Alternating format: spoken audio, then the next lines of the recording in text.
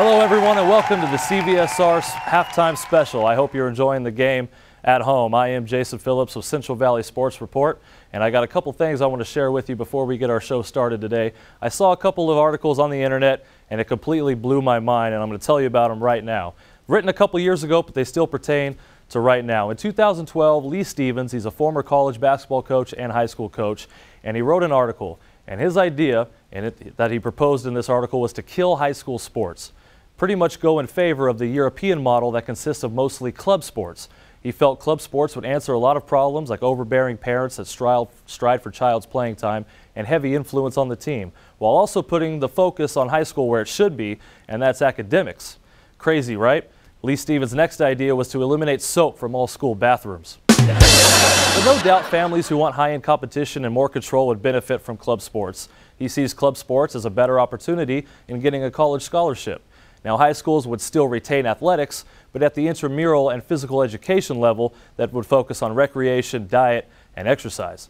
He sees student apathy in not attending events, but it was an unnamed source, and I'm not buying it.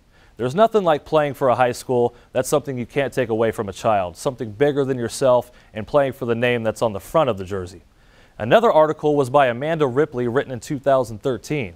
It was titled "The Case Against High School Sports." She was concerned with America's international mediocrity in education. She says the cost per student for a student athlete is well over $1,000, whereas the cost per student for math instruction is just a few hundred. States and districts slashing their education budgets now more than ever, and more kids playing club. Why not reevaluate the high school sports model? Even this year alone, we saw University of Alabama Birmingham suspend their football program, and you saw the craziness that ensued. Ripley is basically suggesting sports is getting in the way of academics. In a 30,000 student study at the University of Oregon, it found that men's grades went down as the football team's performance improved. Now, that could just be coincidence. In Texas, Fremont High School cut their sports program.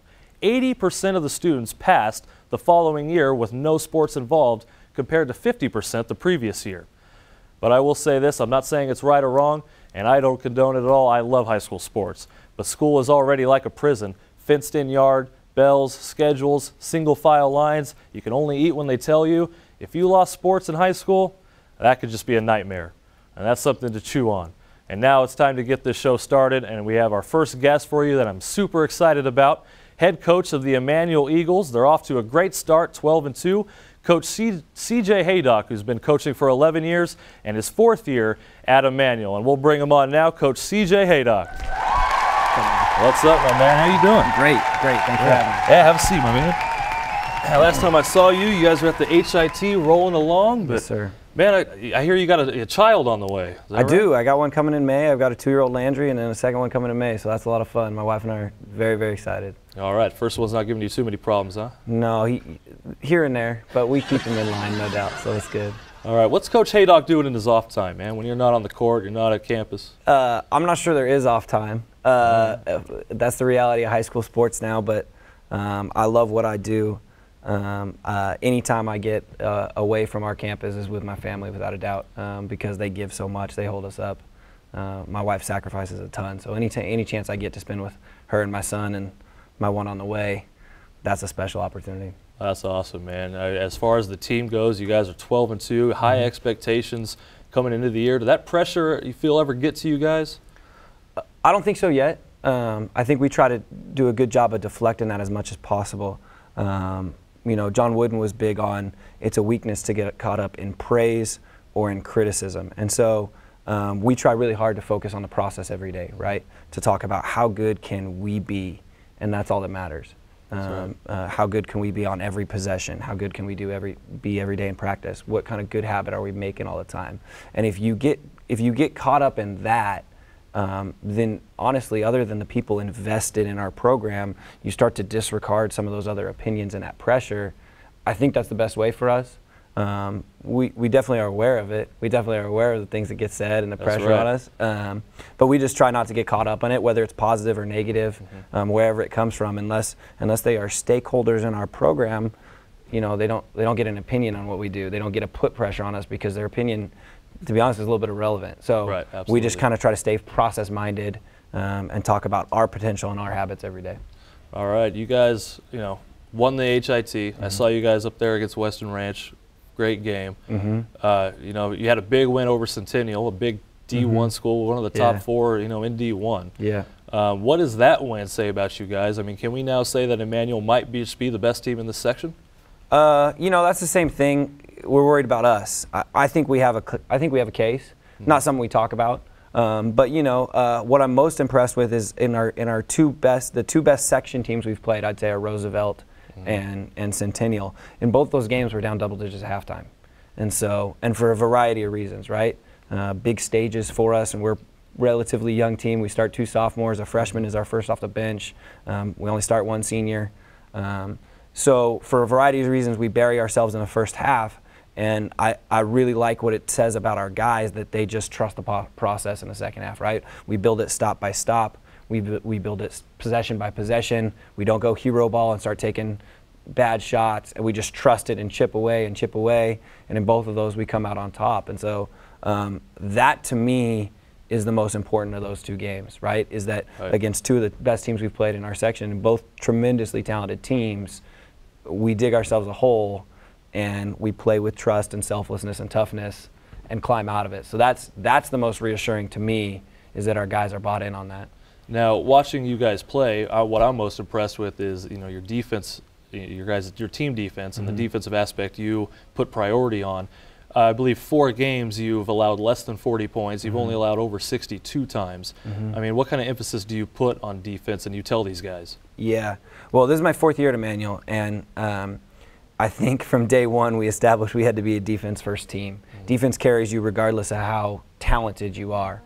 Centennial's an example, right? We hit 1. I think we're 1 of 11 at halftime in the first half from 3. Shots aren't falling. Well, you got to find another way to generate some offense, or you have to keep the score low. And so our guys are really bought into the idea that we're a pretty good team in transition, and you really get a transition when you get stops, when you get a 1 shot, a rebound, and a go. And so we take pride in that. We know at some point we're going to play teams that are as athletic as us, that can score the ball like us. And if we aren't strapped up, if we aren't disciplined, if we're not executing defensively, it doesn't matter how gifted we are. It doesn't matter how athletic we are. We're not going to get opportunities to go in transition. All right, Coach, I got to cut you off real quick. Can this team get better? Yeah, no doubt. That's the crazy thing about this group, is we feel like as a coaching staff, like we're barely scratching the surface. Like we said, partly because of our youth, but also because we're early in the process. We have guys playing together for the first time and some of that. And so we feel like our ceiling, like we're barely getting close to it. That's awesome, man. And hear that, folks? It's scary if Immanuel can get any better than you guys already are. Coach, thank you for being on with us. We don't have a lot of time, but a pleasure coming on. Absolutely. Best of luck to you guys and the rest of the year. CJ Haydock of the Immanuel Eagles. Guys, don't go anywhere. Coming up next, we got 5 members of the Immanuel team that are going to join me when we come back. Stick around.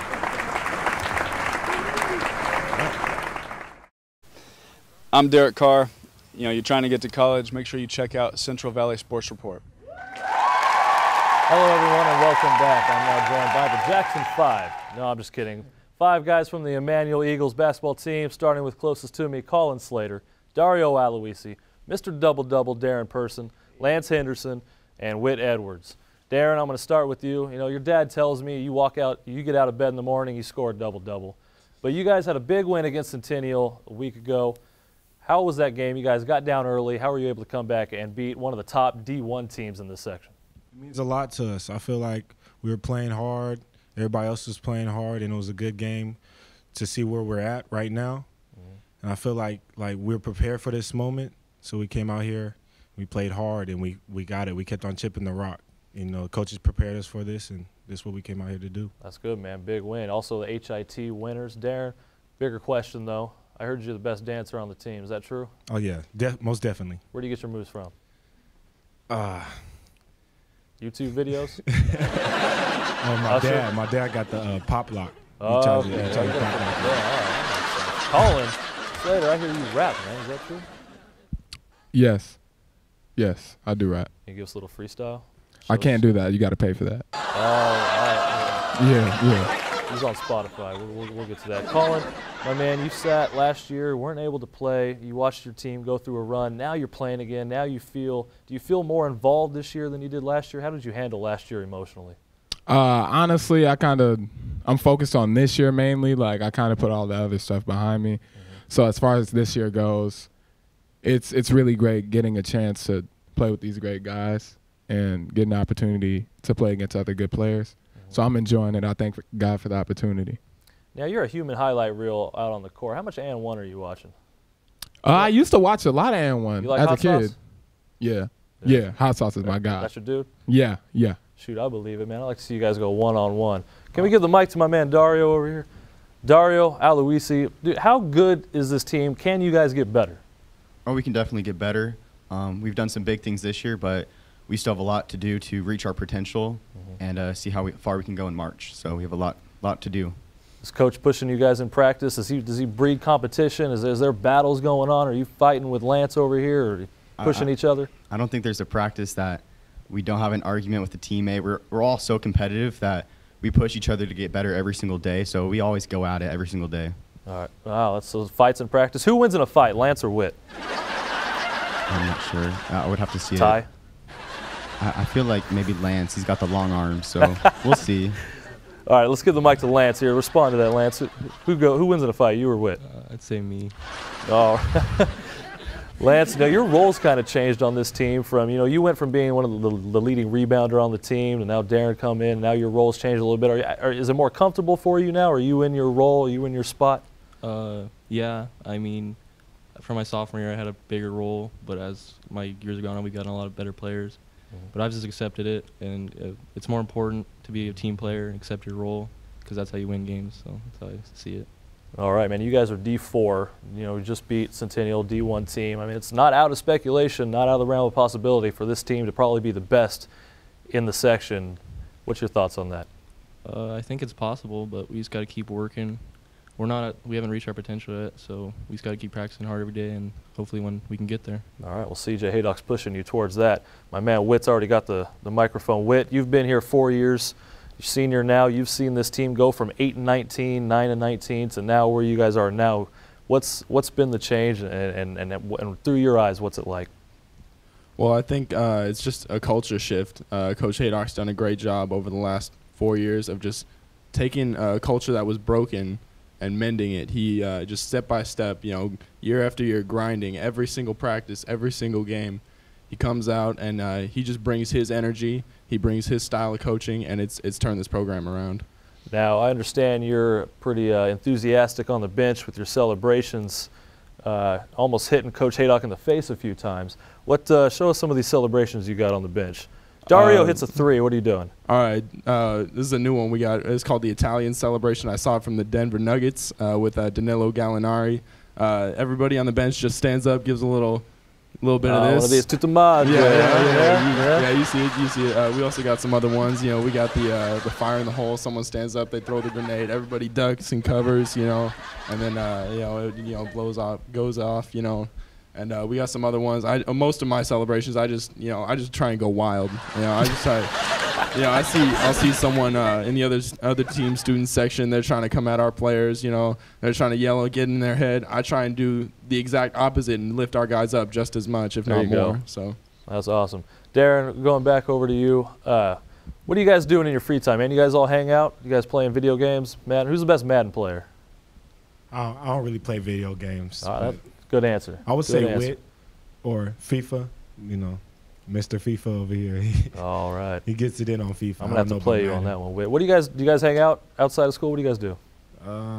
I guess we go to the movies sometimes. We don't hang out that much. But all right. Any of you guys see the interview yet?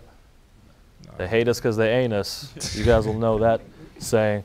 Well, guys, that's all we have for this show. Thank you for being with us. Immanuel Eagles 12-2 off to a hot start. My pick to win Valley. I'll be watching you guys in state as you move along. That's all we got now. We're going to send you back to Fresno City. Enjoy the second half, everyone.